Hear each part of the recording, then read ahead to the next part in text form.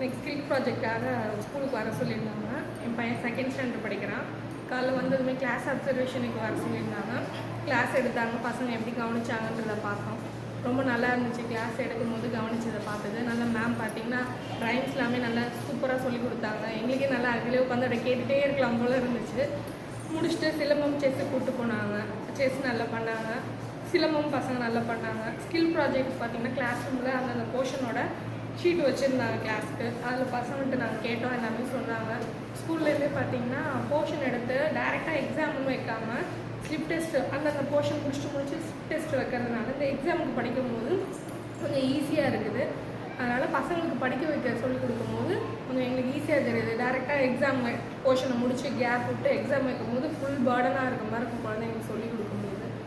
Slip டெஸ்ட்டுன்றப்போ நம்ம அன்னன்னைக்கு அந்த போர்ஷனை கம்ப்ளீட் பண்ணுற மாதிரி இருக்குது. ஈஸியாக இருக்குது. முடிச்சுட்டு பார்க்கும்போது ஆனுவல் எக்ஸாம் வைக்கும் போது எங்களுக்கு கொஞ்சம் நல்லா இருக்குது சொல்லிக் கொடுக்குறதுக்கு. சூப்பராக இருக்கு மேம். நல்ல ஸ்கூல், நல்லா பண்ணுங்கள். நல்லா இருக்குது எல்லாமே.